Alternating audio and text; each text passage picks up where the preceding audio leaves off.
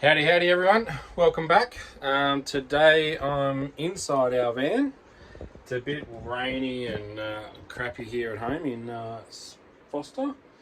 So I've got a touch of ADHD, so I can't sit still, so I thought I'd come out and have a play around in the van. So today, what we're going to do, I'm going to try and fit up an inverter. I like King's products. I think they do some really good stuff, and it's quite affordable. I don't think everybody has a case where they're going to sell their house and have bucket loads of money and be able to do whatever they want. You know, some people still have a budget, and I think that King's cater for that sort of market, and you can still get things done. Like, we're planning our trip next year to go around Australia with the kids, taking them out of school, but, you know, we're not selling a house or anything like that. We're just organising our long service leave and holidays and all sorts of stuff like that. So, you know, it's really good stuff to have on a bit of a budget. So if you want to get everything done and still be able to live comfortably off grid. The wife and I really enjoy our coffee. Some would say that our relationship was sort of founded on coffee, and I reckon that she likes it more than what she likes me. So I think it's good to have a quality coffee machine. This one here is the Smeg bean to cup. It's 1400 watts, and I did a run through on how to use that in another video, so you can have a look at that if you want to check that out. So with the inverter,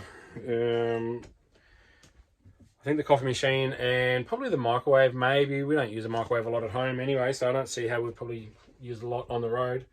We just got to find somewhere to mount it. So a lot of people seem to mount them under their beds. We've got a east-west bed, so we don't really have any space under there. We've got a little bit of space under the lounge, but it's a bit of a pain in the neck sort of getting everything out. So what I think I'm going to do is mount it under the bottom bunk. We have a twin bunk New Age Adventure Road Owl. So we've got plenty of space under the bunks there, so I think that I'm going to put it under there along with another couple of batteries. So after lifting this bed up, one thing I'm going to do is get a strut for that end of the bed to hold that up. So I've just got this dodgy stick at the moment, and I reckon that's going to fall on my head. So in here, we've got a few little boxes and stuff that we've sort of found. These are just from Audi. They're like 10 bucks each. They sit in there really well. So this is inside the bunk. And that there is the battery cable. There's a battery box underneath that goes straight down into the battery. So what I'm thinking is I'm going to mount it on this wall here, and then we'll get another couple of batteries in here just to run the inverter, because that inverter is only going to be running, you know, once a day to make 2 cups of coffee. So it's not going to be a lot of load on it, but we'll see how we go. Just in here, what I'm thinking about doing is I'm going to buy another piece of ply, because I've got a 20 mil gap here, 2 centimeter gap. So I'm thinking I'm going to make a frame into here, then I'm going to glue and screw that piece of timber in here, and then that gives me a 40 mil, or maybe 35 mil thickness to screw the inverter to. So when you come and have a look at the specs on the inverter, it's pretty heavy. It's like 7.2 kilos. So I want it nice and strong there, so it doesn't sort of fall off or cause any dramas when we're traveling there. So I've cut that to shape. I'm just going to sit it in here. So it's going to sit nice and flush in there, and just so happens to be that perfect width to go in there. So what I'll do, I'll just put some liquid nails on it, and then I've got some 30 mil timber screws. I've got almost 40 mil up here. I've got almost 40 mil between here and here, so 30 mil is going to be sufficient. I don't want anything coming through the front. So it's got a little tub of liquid nails. Just squirt that around, give that a good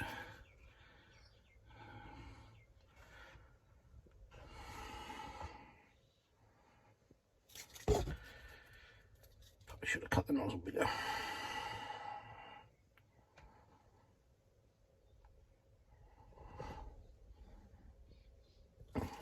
Good.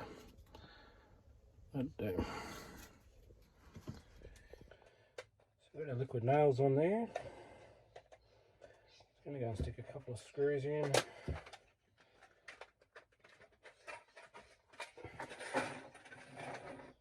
So just double check, put them through.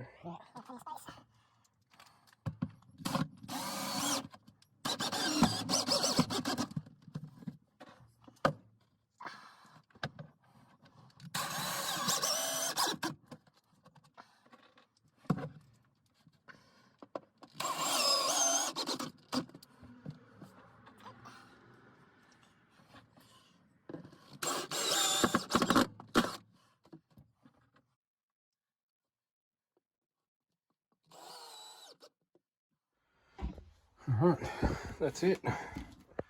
So it looks pretty simple. So we've got a positive and negative terminals there. Seriously, how can you stuff that up? We've got our inlets for the leads in there. This one also comes with an inverter remote switch. So what this does, plugs into here, and then when I take it out, I can it's got a little on-off switch. And what I'm going to do, I'm going to drill a hole and I'm going to mount it in here, so that way we can turn it on and off without actually having to open the bed. Alright, so the inverter's in where I think I want it. That piece has all been screwed, so I'm going to screw into both of them. I'm going to use these flat top button head 30mm screws, timber ones, so I'm hoping that'll sort of negate the need for a washer.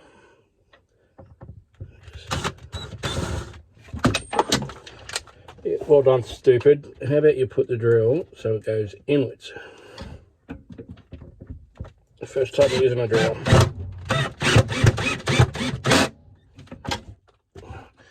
It's amazing how it works when you use it the right way. It's ridiculous how that happens. Alright, and we're done. The side was a little bit tricky. I didn't realise before I put it on that it didn't give you a real lot of room across the edge of the actual inverter for the screw hole. So it was a little bit tricky getting in there, but that's alright. It's in. Wires are hooked up. So I'm thinking we'll get some batteries. We might run some batteries from here, and then that runs down into the battery box. So hopefully we can sort that out. It looks pretty good. So it sits nice and flush with the drawers. Nothing on the outside, so it's still nice and good, can't even tell. And then we'll drill a hole in here for that remote. Okay, all finished, it's all installed. So this is the end result. So that's the little switch, which there's no power on it yet, but that'll just comes through, attaches into the inverter, turns it on and off. So when this when the bed's down, nice and easy. All right, second battery's in, inverter's in, it's all hooked up. Those leads there are from Super Cheap, and they only have blue, so they don't have red and black. So you just got to remember which ones put to which on the other side. Here's our inverter remote, so it's got power. Saying it's on, so we turn that on for the inverter. Green light says it's on. A little green light in here, it's on. So we're just going to run this power cord through, but I'm thinking I'm going to go to Bunnings if I can find something nice to put in there. So there's a bit of a hole in there, so we just run through. Here's our coffee machine. So we're in the front yard at the moment, so we're not hooked up to any power or anything. We're still on off grid. We'll turn this on.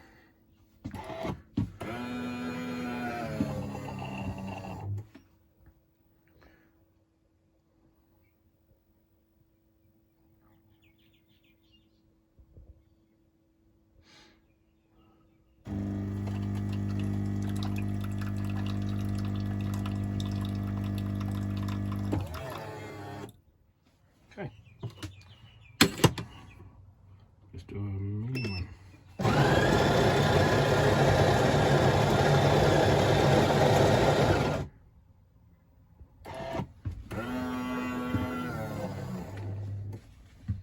And just like that.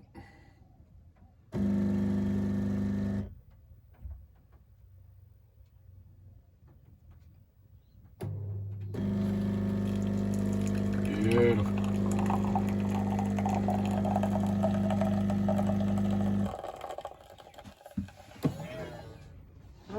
When that's done, just power off.